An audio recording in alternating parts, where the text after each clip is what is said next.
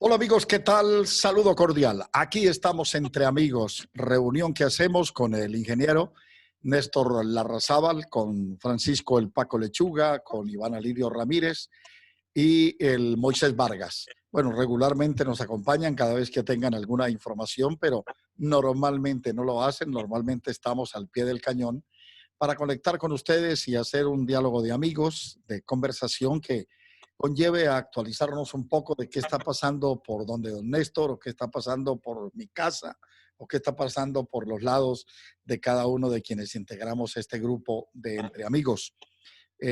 Una semana que comienza y comienza después de lo que fueron las declaraciones una vez más del primer mandatario del país de Guatemala, el doctor Yamatei, eh, que nos hace que esto se va abriendo, pero que hay disparadas curvas en muchas partes todavía que se mantienen, porque ahora los semáforos son los que funcionan, se mantienen muchas regiones rojo, yo diría que demasiadas regiones.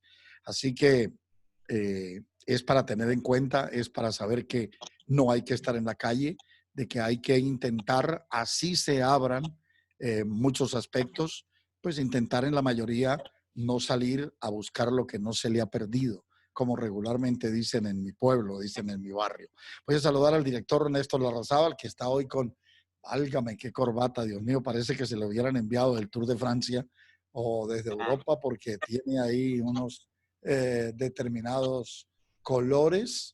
Ah, no, este se le enviaron fue desde Silverstone, porque veo ahí los comienzos de la Fórmula 1 cuando un vehículo de esos manejaba Fangio.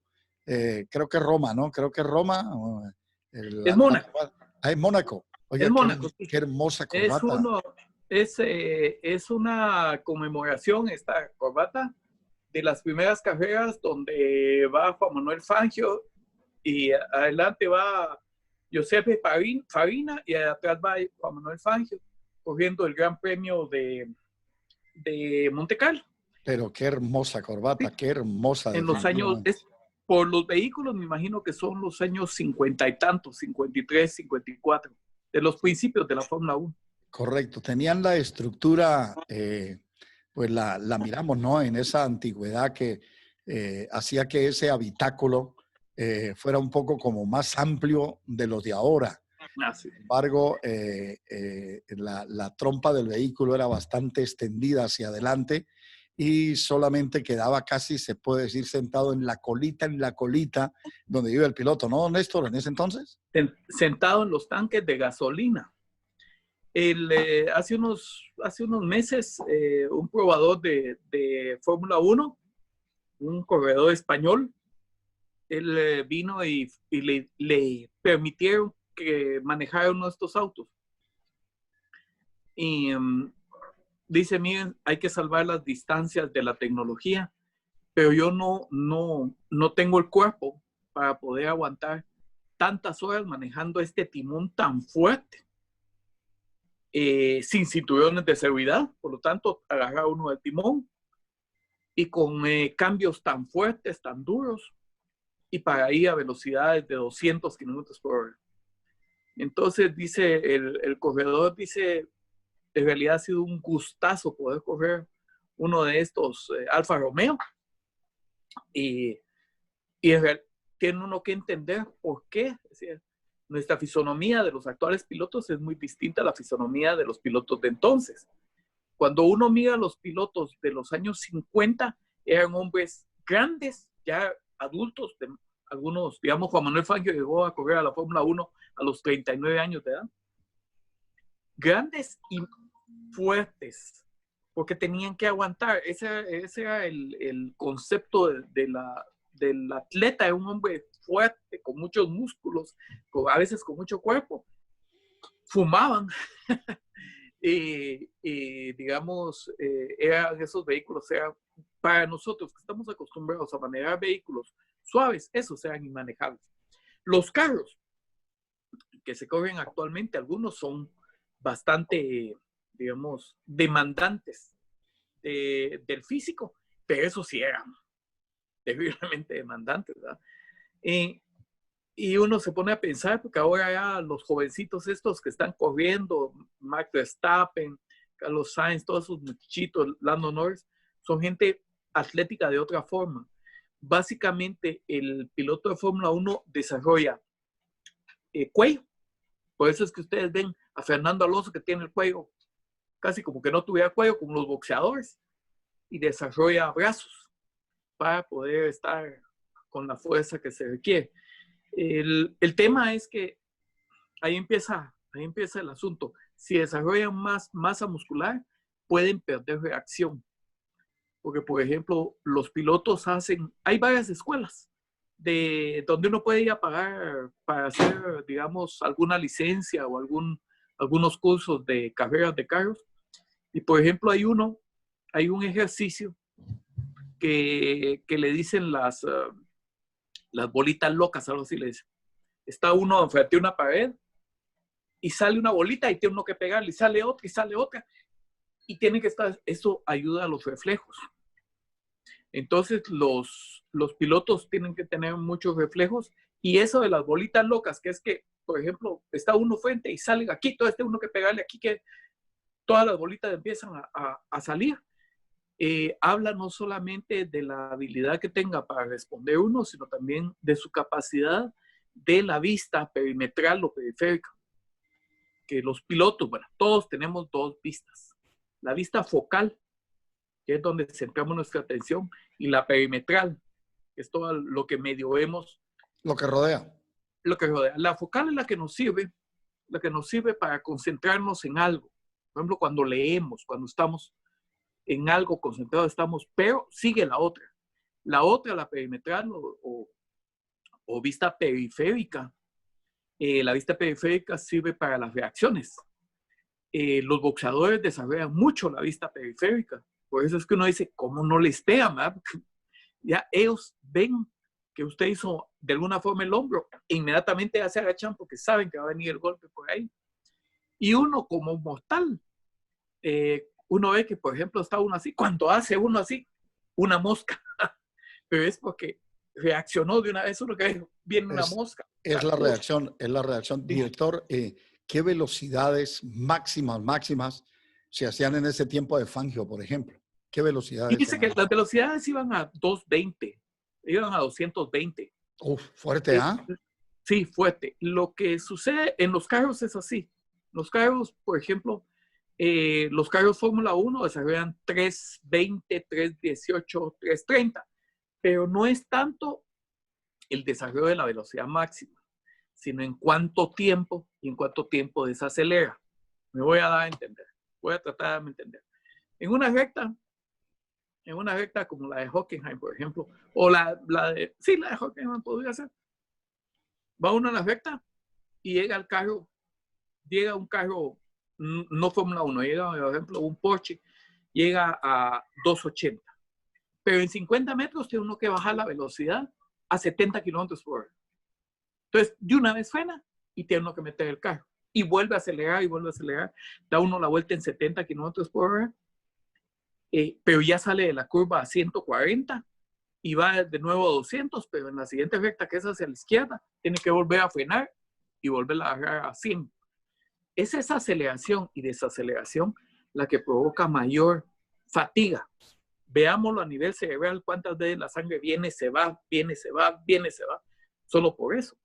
En el caso del automovilismo, una de las cosas que han tenido que regular son los carros de aceleración.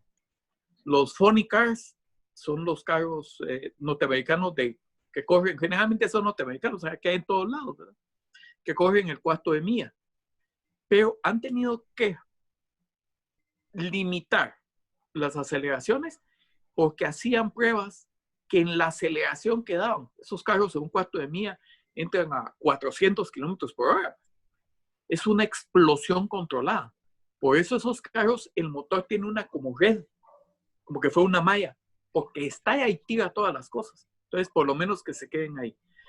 Pero imagínense que usted está parado y en 400 metros acelera a 400 kilómetros por hora. Los primeros 8 metros, iban como Shakira, ciegos, sordomudos, pues, porque toda la sangre se va del cerebro. Imagínense el acelerón que da. Entonces han tenido que estarlo midiendo porque se hicieron evaluaciones y los pilotos arrancaban y en los primeros metros, como le digo, los primeros 10, 15 metros no veían nada, no tenían sangre en el cerebro. Entonces, el cuerpo del deportista es un cuerpo, un cuerpo muy entrenado, ¿verdad? Esta gente tiene y para eso va a tener que tener una condición especial. Una pregunta, don Néstor, es que alguna vez que tuve oportunidad, una sola vez que tuve oportunidad de entrevistar a Juan Pablo Montoya y de hablar, aparte de la entrevista, que regularmente la entrevista lleva unas determinadas preguntas ya estudiadas y analizadas, pero por fuera de esas preguntas estudiadas y analizadas, pues uno tiene siempre previo con el entrevistado una conversación. Le pregunta algo que no tiene que ver nada que vaya en la grabación. Y precisamente me hacía un comentario referente al circuito de Monza, específicamente. Creo que en esos días había corrido ahí en el circuito de Monza y él hacía una recomendación sobre una recta, no la recta inclusive porque no especificaba exactamente de aquella parte recta y curva donde se mató a Ayrton Senna, pero sí hablaba de una recta, de una parte de una recta que tenía como una especie, una pequeña batea, como un pequeño bajón y vuelta a subir muy rápido. Y decía que en ese movimiento, él haciendo pruebas y naturalmente ya en la competición, siempre sintió que su sentido se le iba, que perdía básicamente como el sentido, el movimiento de bajar y subir en esa batea, perdía el sentido. Entonces, perder el sentido un segundo a 320 kilómetros por hora, válgame Dios, es un peligro inminente de muerte, ¿no?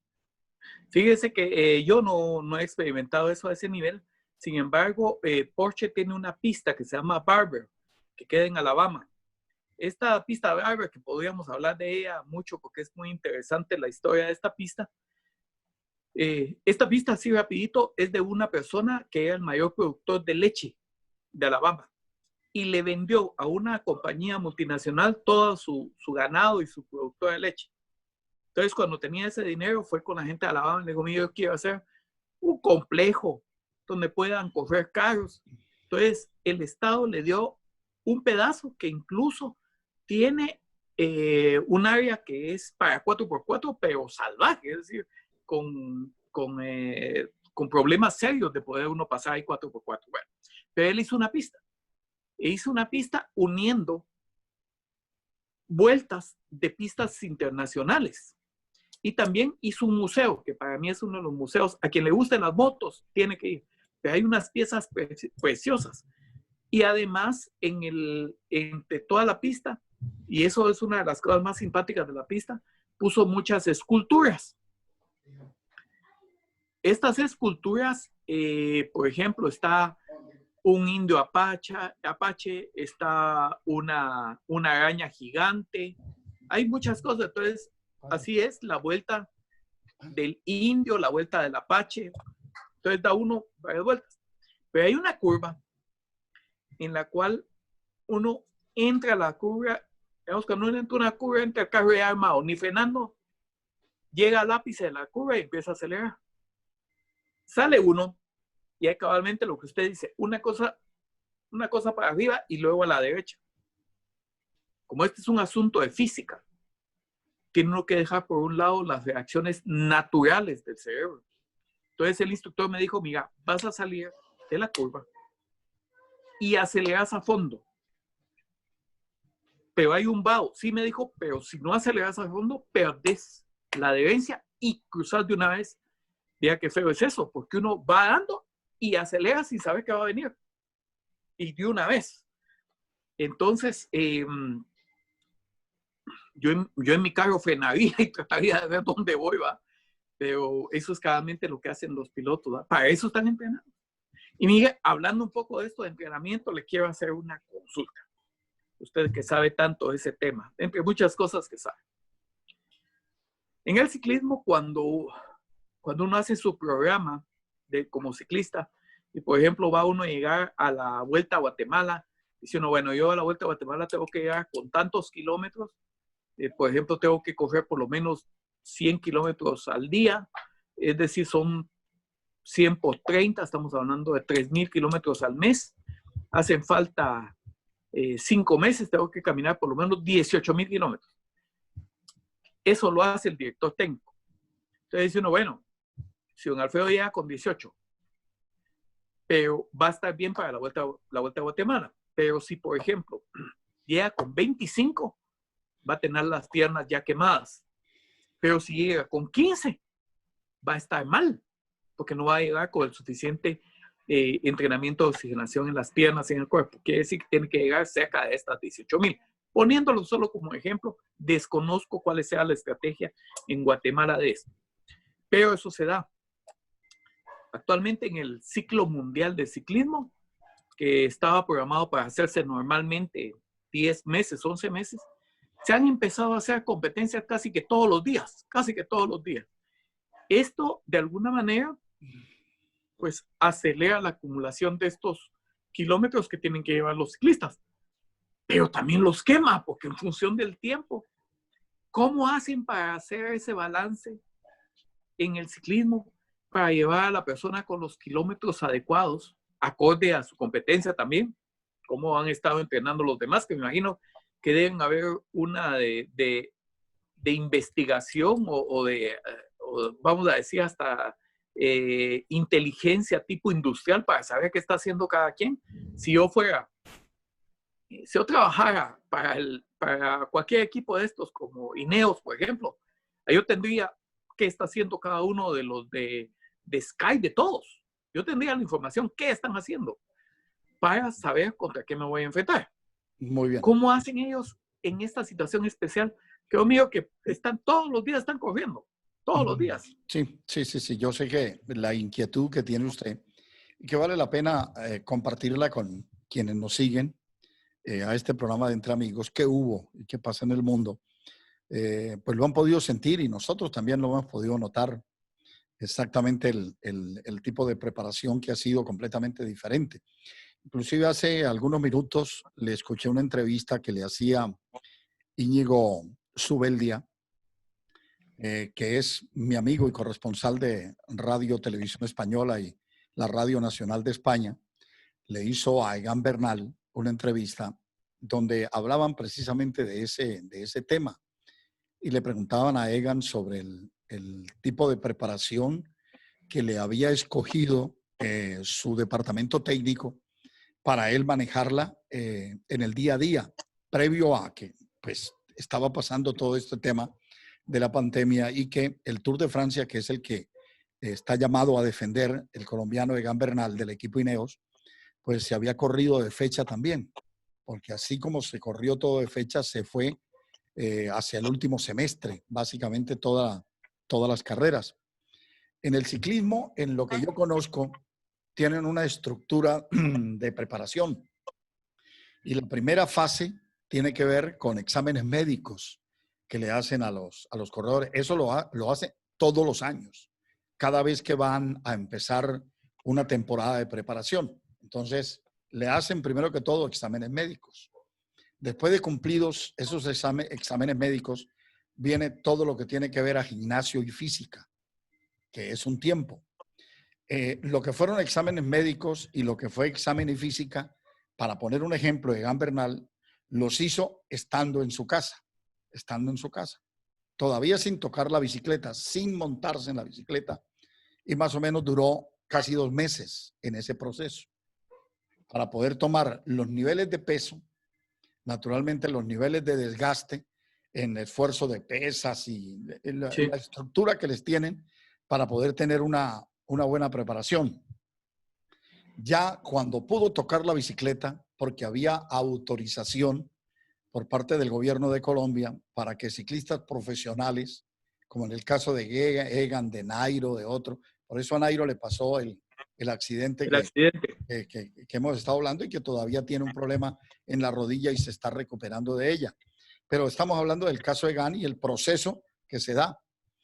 Una vez llegado exactamente el hecho de poder tomar la bicicleta y poder salir a entrenar, más o menos promedió diariamente 210 kilómetros. 210 kilómetros. Salía desde las 8 de la mañana de su casa y regresaba casi a las 5 de la tarde.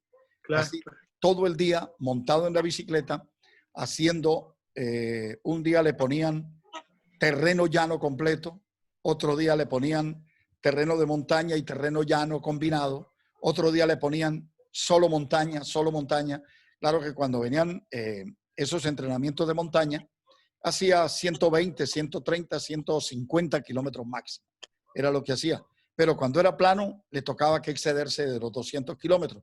Entonces, alcanzó a hacer en un mes, casi mes y medio, alcanzó a hacer, él dice, unos kilómetros suficientes como para afrontar la última fase, para poder llegar con una buena preparación. ¿Y cuál es esa última fase? Esa última fase es ya no entrenar en solitario, sino competir con otros corredores, estar compitiendo en grupo, que en grupo no es lo mismo que estar entrenando en solitario. ¿Por qué? Claro. Porque en grupo se le vienen ataques alternos y hay que responder a esos ataques para no quedarse de rueda y seguimiento. Entonces, Sí. esa es la tercera fase que lleva a que, bueno, dependiendo si el programa se hace para una preparación que él va a tener que hacer, que son, el Tour de Francia tiene 3.300 kilómetros de recorrido, aproximadamente 3.300, 3.500 kilómetros de recorrido. Claro que no de un solo lapo, sino va dividido, como saben, Claro. en etapas. Entonces, para poder hacer ese kilometraje, lo hablábamos en estos días que estuvimos con usted inclusive y con Paco hablando con nuestro ciclista de Quetzaltenango, con Manuelito Rodas. Y lo decía, que tenía que llegar con entre 20.000 y 25.000 kilómetros en las piernas para poder, bueno, 5.000, 10.000, 15.000 está más o menos. Pero para poder llegar a una vuelta de 2 semanas, que es la Vuelta a Guatemala, tiene que tener entre 20 y 25.000 kilómetros.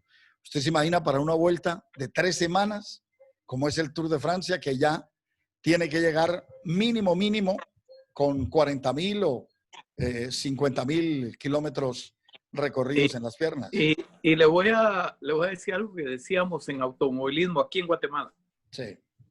Aquí, ¿de dónde viene esta expresión? Y es aplicable completamente a lo que está diciendo usted.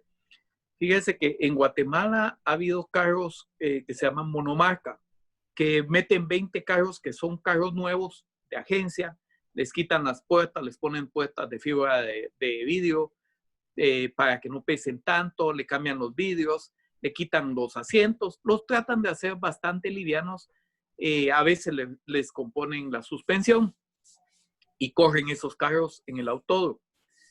Eso, los que son la monomarca, digamos, lo simpático es que uno llega el jueves, ya está el carro en la pista, hace entrenamientos jueves, viernes, sábado clasifica, domingo, corre y lo vuelve a dejar y se va a algo que le llaman el parque cerrado. Usted diría el parque fermé, porque ahí no lo puede uno tocar. Ahí no puede uno tocar el carro está, y hasta la próxima fecha que uno está, digamos, entrenando. Entonces, tiene la comodidad de que no, el traslado del carro y todo el asunto, los servicios y todo están pagados cuando uno compra el vehículo o el derecho a correr ese carro. Entonces, esos carros salen básicamente con 0 kilómetros y a final de año, si mucho, tendrán 3.000 kilómetros. Si mucho. Entonces dice uno, ese carro está nuevo. Pero ahí surgía nuestra expresión de que esos son kilometrotes, porque no es lo mismo a los 3 kilómetros que hay en la autopista Pedro Cofiño, en el autódromo Pedro Cofiño, en el cual uno va acelerando full, hace un cambio casi que sin usar el embrague, frena full, tuerce el carro es sometido a a torsiones. Exigencias Y luego profundas. acelera, frena y sobrecalienta uno a veces el motor. Entonces esos 3,000 kilómetros de ese carro son kilometrotes, decimos nosotros, no son kilómetros normales. Esto, y me doy a entender por qué, ¿verdad? Porque no es lo mismo manejar de su casa al trabajo 3,000 kilómetros que irselos a meter a un autódromo. Las llantas, el mismo carro con todas las torsiones que tiene y frenados, empiezan a fatigarse metales. Esos carros son un candidato a que suenen todas las puertas después, porque están todas torcidas de tantos esfuerzos que se han dado en esos 3 kilómetros. Mientras que usted a su casa, pues va, frena despacio, acelera despacio. Entonces nosotros decíamos, son 3,000 kilómetros, pero kilometrotes. ¿Con qué quiero decir esto? Que muy probablemente, si en Guatemala se tiene que dar con 20, 25,000 kilómetros a una vuelta de los kilómetros de Guatemala, ¿con cuánto llegarán al Giro de Italia con la orografía que hay ahí? Hoy ya son kilómetros de otro tipo. Ya son incluso hasta el llano, porque me he dado cuenta que transitan, usted que ha estado ahí, por favor no me hace el favor de corregirme, transitan en terreno llano, pero con vientos cruzados. Entonces no es lo mismo que uno vaya y venga aquí al anillo periférico planito a tener los vientos por todos lados y tiene uno que ir haciendo esfuerzo. Y lo que usted decía, desde luego uno hace ejercicio solo respondiendo a su fisiología y a su exigencia. Pero ya cuando está acompañado tiene uno que responder a la eficiencia de los otros.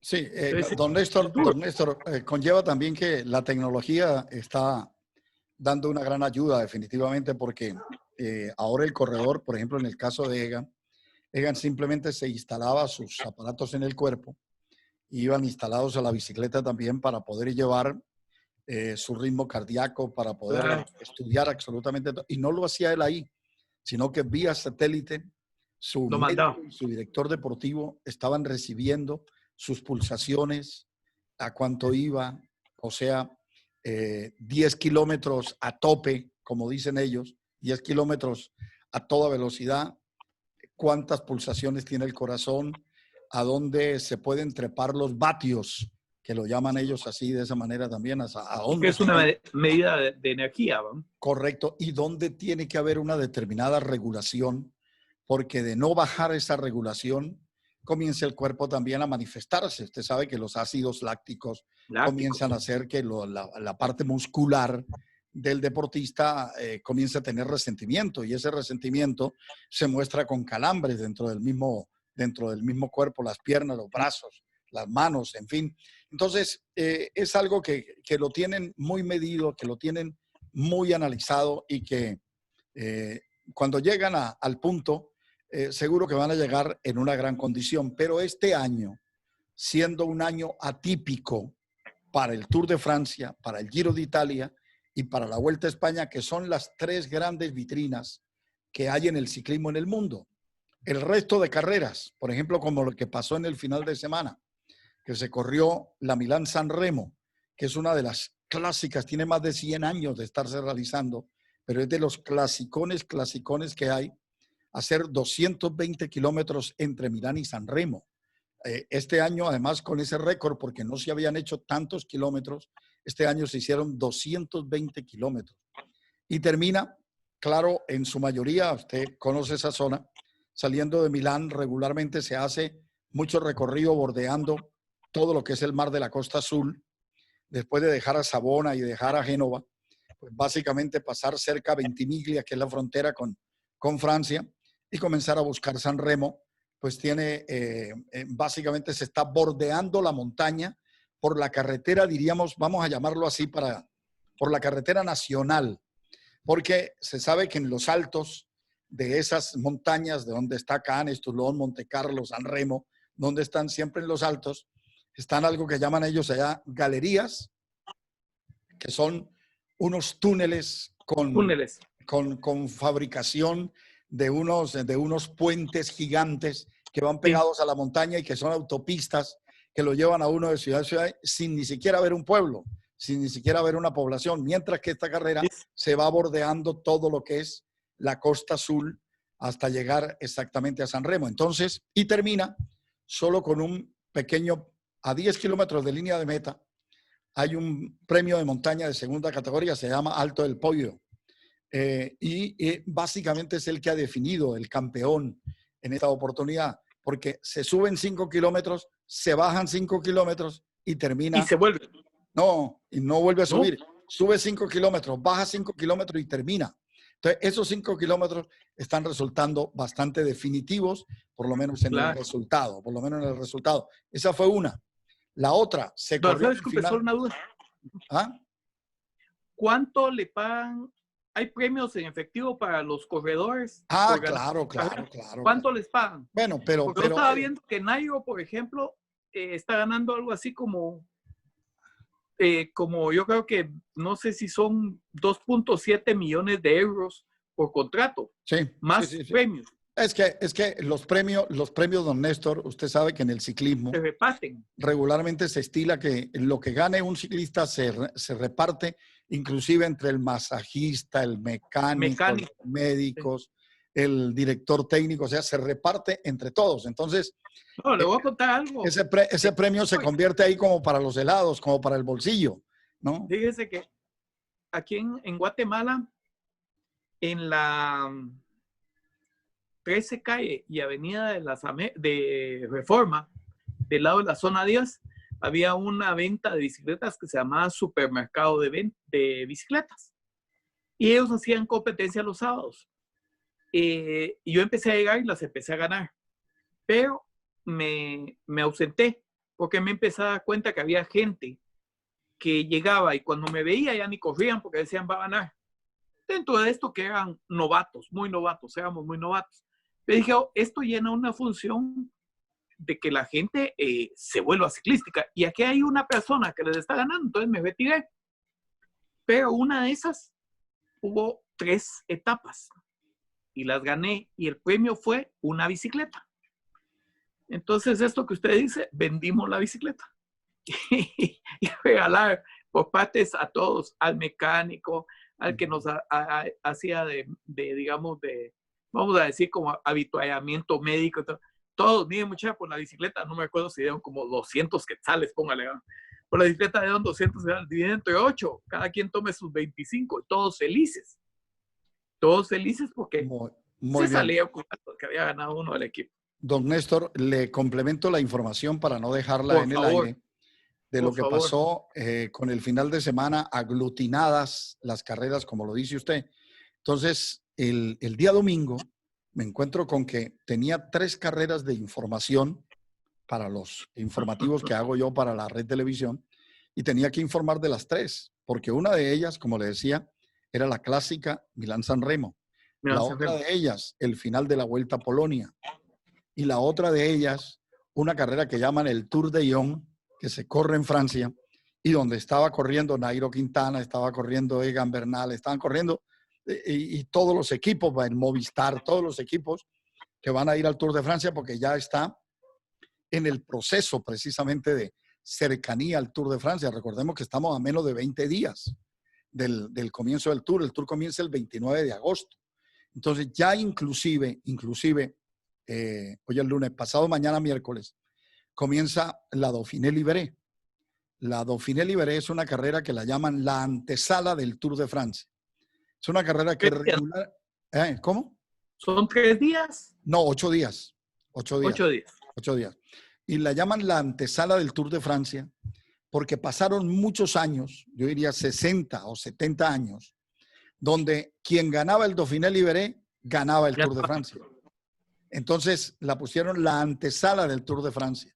Anquetil ganó Dauphiné Libéré, ganó el Tour. Bernal Hinault ganó Dauphiné, ganó el Tour. Laurent Fignon ganó la Dauphiné, ganó el Tour. Pascal Simon ganó el Tour. Entonces, Eddy Merckx ganó la Dauphiné, ganó el Tour. O sea, siempre el que ganaba la Dauphiné. Claro que excepciones. Hubo algunos años en que no fue así. Porque, por ejemplo, cuando ganó Martín Ramírez, un colombiano por primera vez, que fue en 1984, ganó Martín, pero no corrió ni siquiera el Tour ese año. Martín no corrió el Tour. Su equipo era un equipo en el que él estaba compitiendo, Fagor, no era equipo invitado al Tour de Francia. Después Lucho Herrera ganó el Dauphiné Libéré también. en su palmarés para Colombia. Y así pasó con varios ciclistas. Pero Lucho sí corrió el Tour. El Tour sí, pero no lo hizo en el año en que corrió el Dauphiné, no corrió el Tour y así, porque todavía no se tenía la condición para llegar en buena forma a estas carreras de 3 semanas, que llaman, que son las tremendas, que son las duras. Entonces, esa carrera va a comenzar el miércoles y van a correr absolutamente todos los principales que van a estar en el Tour. Es más, el año pasado, en esa Dauphiné Libéré fue cuando se cayó Chris Froome.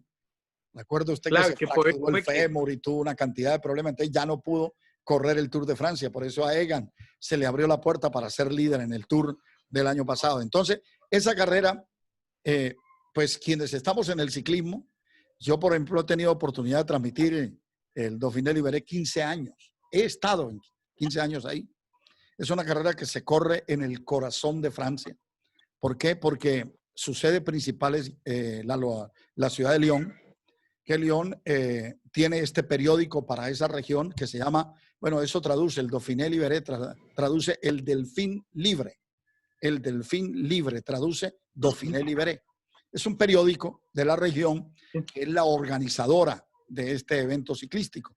Entonces se corre en las localidades de Lyon, Grenoble, Chambéry, o sea, Albertville.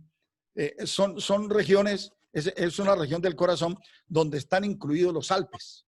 Ahí ya no van a los Pirineos, sino los Alpes y un poquito del macizo central francés, que es donde está Saint-Étienne, que Saint-Étienne pertenece, es muy cercano a Lyon. Entonces, Saint-Étienne, Lyon, Grenoble, Albertville, Chambéry, son las regiones. ¿Lyon con L o con N? ¿Ah? Con L de Luis, Lyon. Lyon, sí, es la segunda ciudad, es la segunda ciudad de Francia. Bueno, se compite con, bueno, es la segunda ciudad. Antes era Marsella, pero es que ahí nació Exupery, el del Principito. Ajá.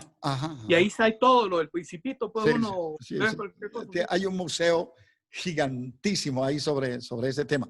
Entonces le decía a don Néstor que con el Dauphiné Libéré por delante y la Vuelta Suiza, que esa sí es una carrera de solamente 4 días, que la ganó Egan Bernal el año pasado, se puede decir que los corredores ya quedan a punto para el Tour. Entonces no quedan sino por delante 8 días del Dauphiné Libéré, 4 días de la Vuelta Suiza y los paran a reposar para comenzar de forma definitiva el Tour de Francia. O comienza todo el mundo a desplazarse porque el Tour este año va a comenzar ahí en la costa sur. En la costa azul va a comenzar en Niza. Niza es va a ser el epicentro del comienzo del Tour. Se va a hacer un prólogo en Niza, se hace una primera etapa que parte ahí en Niza y vuelve a regresar a Niza. Y posteriormente ya comienza el Tour a acercarse hacia los Pirineos, porque este año va a ir primero los Pirineos, después van los Alpes, después se va a ir a la zona noroccidental de Francia y luego se vuelve otra vez hasta los Alpes y termina en París como siempre. Entonces, van a llegar, lo decía Egan en la entrevista que le estaba oyendo, que le escuché hoy con Íñigo, le decía que casi todos van a llegar en la misma condición. O sea que ahí no va a haber ventaja para nadie. Casi todos van a llegar con el mismo kilometraje y, al contrario, algo en el tanque de reserva, porque utilizo esa palabra. Vamos a llegar con algo en el tanque de reserva. Quiere decir que es fundamental llegar con algo en el tanque de reserva y en los primeros días del Tour ya ponerse fino, como se dice, ponerse, ¿no? Después, en la primera semana, que son etapas llanas y un poquitico de subida, no es mucho, ahí ya se ponen, como se dice, finos. Así que básicamente... ¿Cuánto gana en premios, aunque lo tenga que repartir, el ganador del Tour? El ganador del Tour se debe estar ganando... Bueno, es que lo que pasa es que es tan repartido eso, don Néstor, por la tabla. Tienen una tabla porque tienen que dar premios a los ganadores de etapa, a los ganadores de las metapolantes. O sea, diario, por ejemplo, diario se premia ganador de etapa, diario se premia ganador de cada una de las metapolantes, diario se premia ganador de los premios de montaña, diario se premia ganador de la regularidad, diario se premia, todo. Los premios tienen una tabla, no es un solo premio acumulado, sino que tienen una tabla que la van desglosando poco a poco a medida de que se va A dando. novato también creo que le premian a novato. Sí, al joven. Allá le dicen es el joven, Sí. que usa una camiseta blanca. Y el solo hecho de llevar esa, por ejemplo, el líder se montó el año pasado de líder del Tour de Francia, Alain Philippe. Y resulta que Alain Philippe llevó la camiseta durante 10 días. Entonces, por cada día que llevaba la camiseta, ganaba 1 millón de euros, por ejemplo. Por cada día que lleva, por solo llevar la camisola. El que iba ganando la montaña, por llevar la camiseta de montaña 10 días, porque si a los 10 días se la quitan, entonces comienza a ganar es el otro. Entonces, solo llevarla puesta 10 días, le dan $500,000 o euros, 500,000 euros. Sí. Así está, es una tabla muy, muy regada para que al final todos, ¿no?, ganen un poco, todos los que tengan buena condición ganen un poco y no solamente se quede el premio mayor solo en el ganador. El ganador se sabe que hay un gran premio completo, pero ese gran premio completo, como usted lo dijo ahora, es como ganarse la bicicleta, venderla y repartirse los 200 que sale entre todos. Sí, fíjese que hasta hace unos años el premio al campeón de Fórmula 1 era $1 millón, pero casi que no iban a cobrar el cheque, ¿verdad? Porque es decir, $1 millón se gana más en una carrera. Quien llegó de décimo gana más. No por el premio, sino por los patrocinios, por esto, por lo otro. Entonces, sí, ahí el dinero a veces, claro que es un complemento muy interesante, pero es todo el conjunto, no solamente el premio en sí, ¿verdad? Sí. Nos vamos, don Néstor, termina nuestro tiempo. Bueno, le agradezco mucho que me haya acompañado. Quedamos pendientes a ver si esta semana el señor Lechuga se digna a acompañarnos. Yo creo que el señor Lechuga va a ser un poco difícil porque su señora esposa, tengo entendido que consiguió uno de esos aparatos con los cuales sabe cómo está su presión cardíaca, cosa hacia distancia. Lo sube a la nube, entonces anda por el centro comercial tal y tal. Sí, lo tiene controlado ahora. Le instaló un chip de GPS en la cabeza al pobre. Sí, sin él darse cuenta, estaba dormido. ¿Ah? Así sabe si anda por Novicentro. Dijo, ¿dónde andaba? ¿Dónde no dijo? Sé, dijo que en un centro comercial. Centro comercial. Entonces, los centros comerciales están cerrados, entonces uno no entiende. Don Néstor, nos vamos. Hablamos mañana entonces. Muchas gracias. Mañana, entre amigos. Dios los bendiga. Con cuidado. Muchas gracias. Hasta mañana para todos. Hasta mañana.